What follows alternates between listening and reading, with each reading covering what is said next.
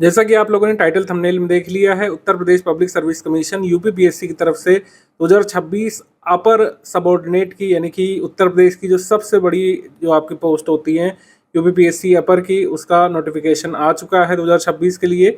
और इसमें हम लोग कैसे अप्लाई वगैरह कर सकते हैं, इस पर हम यहाँ पर बात कर लेते हैं।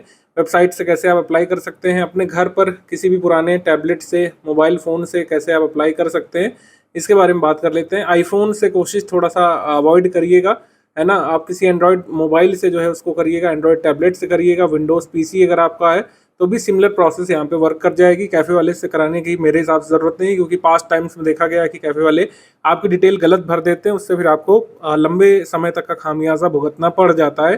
ठीक है, तो आप लोग कोशिश करिए, फॉर्म खुद ही भरिए, कोई इतना रॉकेट साइंस नहीं है, सब कुछ स्टेप बाय स्टेप बताएंगे। सबसे जो मेजर स्टेप है वो आपका ओटीआर का है।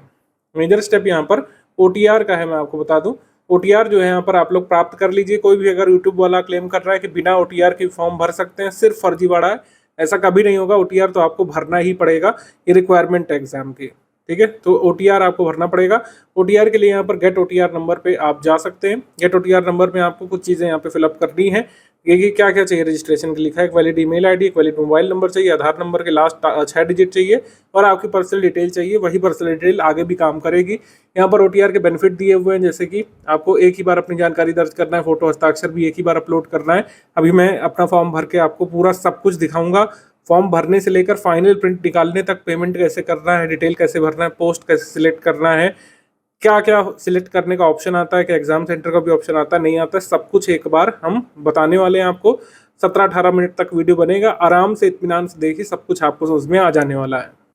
सिर्फ फॉर्म भरना किसी भी स्टेट पीसीएस की परीक्षा के लिए काफ़ी नहीं है, आपको यहाँ पर तैयारी अच्छी करना होता है। तैयारी के लिए स्टडी फॉर सिविल सर्विसेज के बेस्ट इंस्टीट्यूट को आप ज्वाइन कर सकते हैं। टोटल हमारा 2026 का सिलेक्शन मटेरियल वाला पेड ग्रुप आप ज्वाइन कर सकते हैं। अगर आप कंप्लीट पेड बैच ज्वाइन करते हैं 2026 का प्रीलिम्स के लिए, तो सारी चीज़ें जो आपको हम कराएंगे, कंप्लीट जो हम सिलेक्शन मटेरियल देंगे हमारा कंपाइलेशन लिस्टिंग फॉर्मेट में, और जो प्रैक्टिस रिसोर्सेज देंगे पेड कुछ टेस्ट सीरीज फॉर्मेट में, आप जो है कट ऑफ निकालने लायक खुद को जो है तत्पर महसूस करेंगे एग्जाम के लिए।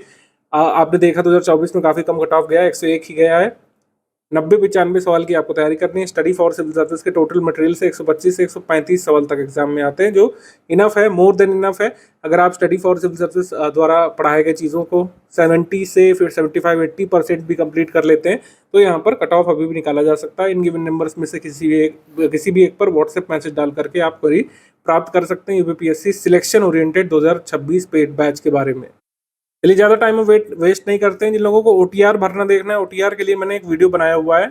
एक्चुअली वीडियो वो यूट्यूब पर पब्लिश नहीं हो पा रहा है किसी सिक्योरिटी रीजन की वजह से, क्योंकि उसमें कई सारे फील्ड भरने के लिए दिखाया जा रहा है।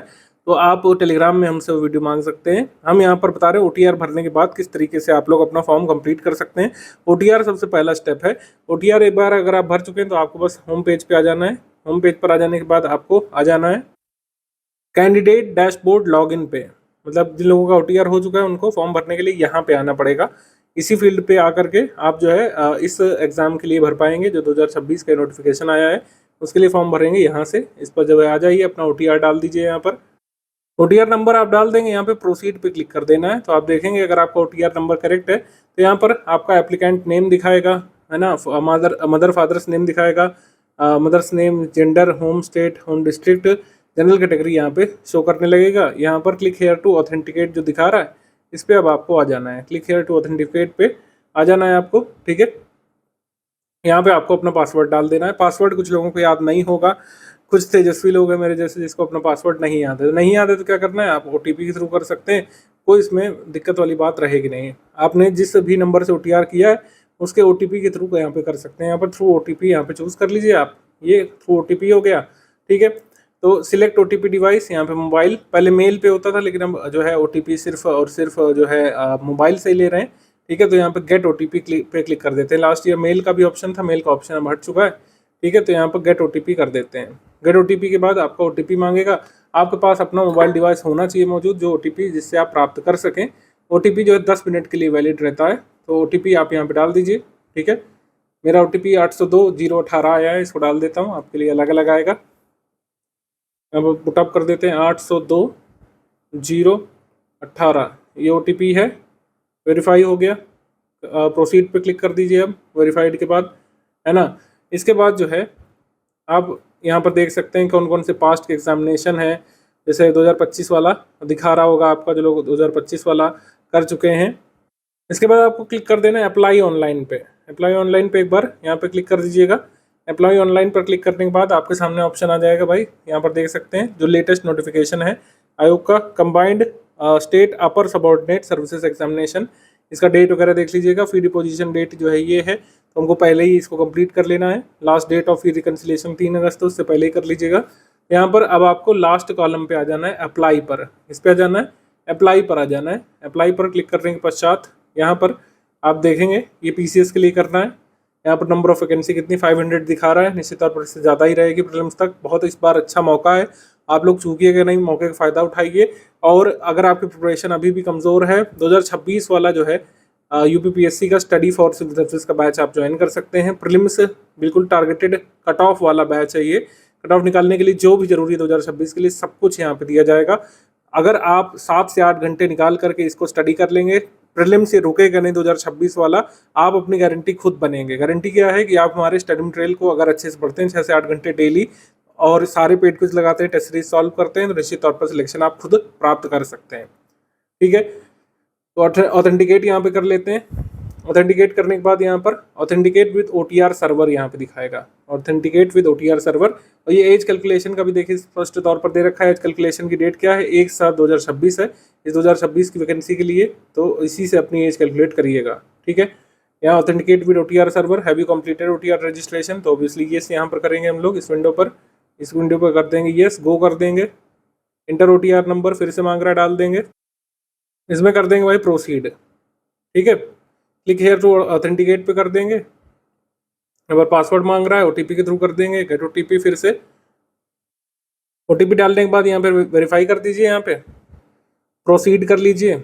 और यहाँ पर आपको दिखा रहा है कि आप जो है इसके लिए अप्लाई करने जा रहे हैं। 500 वैकेंसी हैं, लोअर एज इतनी 21, अपर एज 40 और अलग अलग कैटेगरी में रिजर्वेशन भी है। ठीक है, यहाँ पर मेरी डिटेल वगैरह सब शो कर रहा होगा, आपको भी अपनी डिटेल वगैरह शो करेगा। तो यहाँ पर प्रोसीड पर क्लिक कर देना है, यहाँ पर प्रोसीड। ठीक है, आप लोग डायरेक्टली भी कर सकते हैं, मैंने OTR आपको डैशबोर्ड दिखाया था क्या क्या है।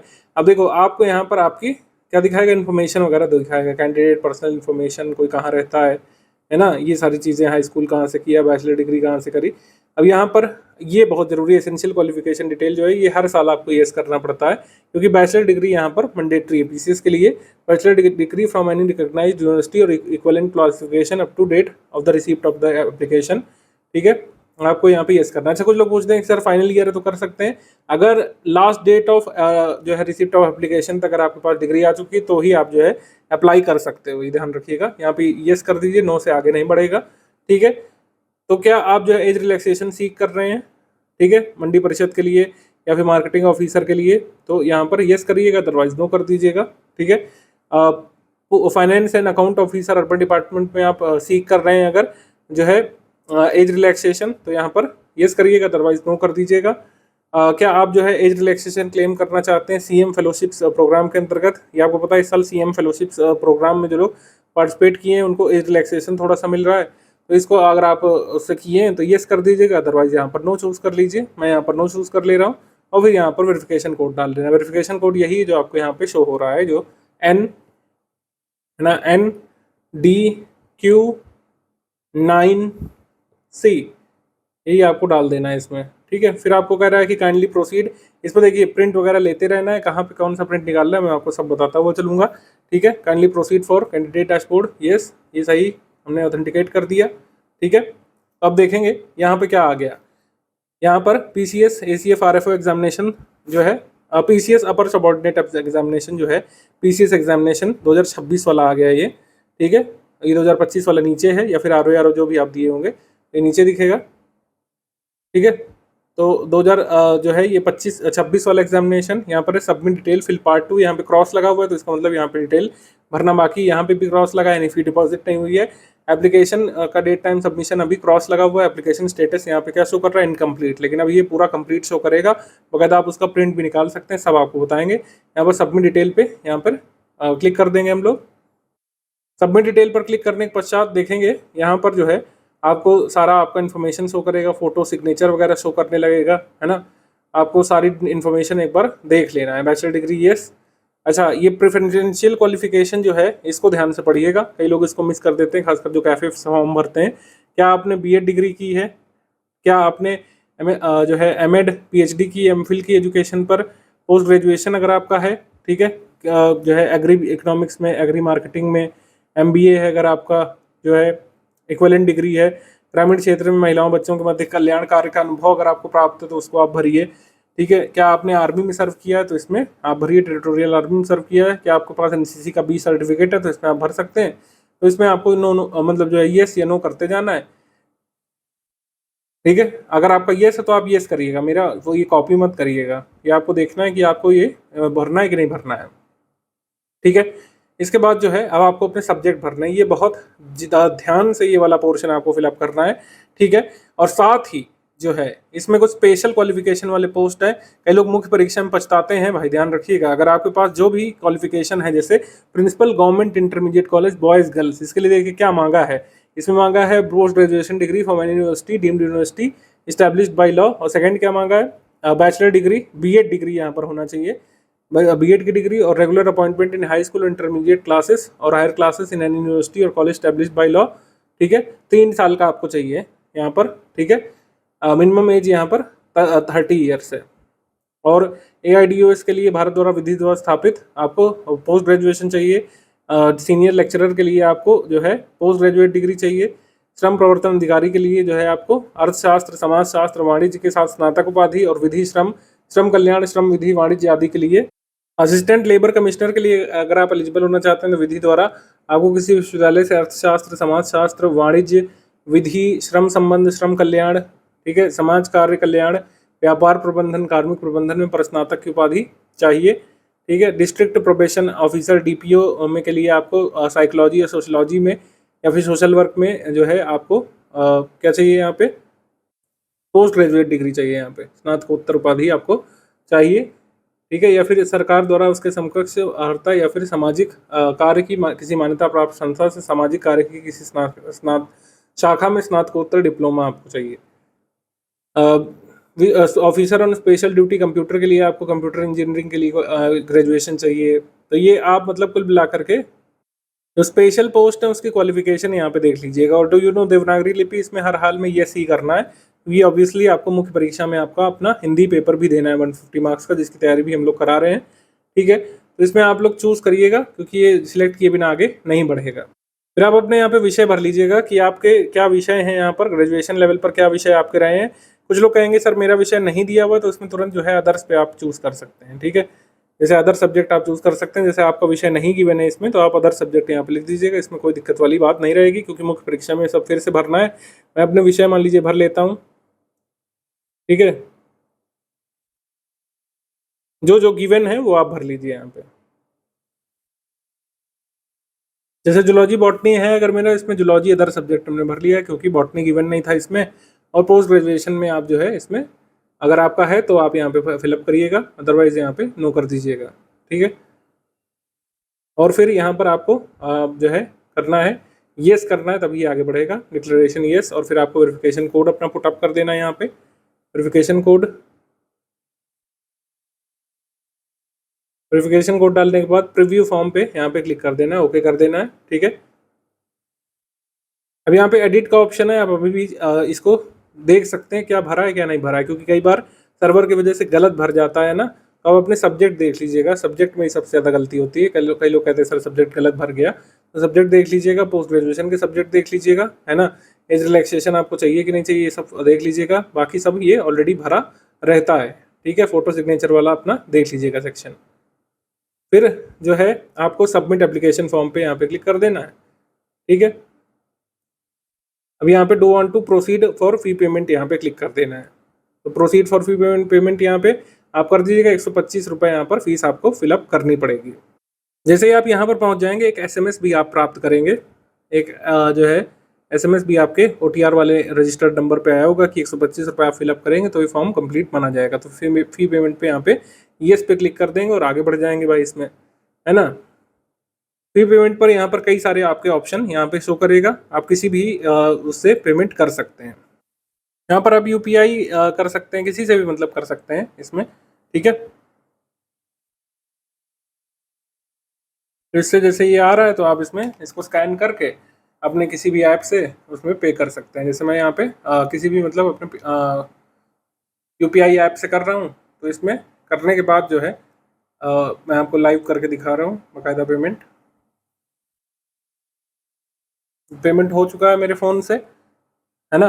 तो अभी अपने आप रीडायरेक्ट कर जाएगा। जो ट्रांजैक्शन स्टेटस इज सक्सेस ऐसे लिख करके आ गया ना, तो बस ये हमारा ये पेमेंट हो गया। ऐसे ओके आपने कर दिया है, ठीक है। यहाँ पर लिखा हुआ है कि क्लिक करिए, तो आप जो है अपने वापस उधर उत्तर प्रदेश पीसीएस की वेबसाइट पे चले जाएंगे। अदरवाइज 10 सेकंड में ऑटोमेटिकली जो है वहाँ पे चले जाएंगे। देखिए हम अपने आप चले गए, ज़्यादा छेड़खानी नहीं करना है, खुद ही वो भेज देता है हमको अपनी सही पते पे, ठीक है। तो अब इस तरीके से मेरा एप्लीकेशन फॉर्म यहाँ पे फिलअप हो चुका है। अब इसमें जो भी आपने चॉइसेस भरी थी सब आपको यहाँ पे शो रही होगी। यहाँ पे लिखा हुआ है application form is provisionally accepted, और यही यहाँ पे सक्सेस का स्टेटस है। सक्सेसफुली एक्सेप्टेड नहीं देगा, प्रोविजनली एक्सेप्टेड ही शो करेगा, ठीक है। तो यहाँ पर आकर के आप लोग कोशिश करिए कि अपना एप्लीकेशन फॉर्म जो है प्रिंट एप्लीकेशन फॉर्म पे क्लिक करके इसकी पीडीएफ निकाल लीजिए आप लोग, है ना। ये काम करना जरूरी है। पीडीएफ नहीं निकाल सकते प्रिंट, तो आप इसको कम से कम सेव कर लीजिए इस तरीके से, है ना। इसको इस तरीके से सेव कर लीजिएगा, तो यहाँ पे काम हो जाएगा।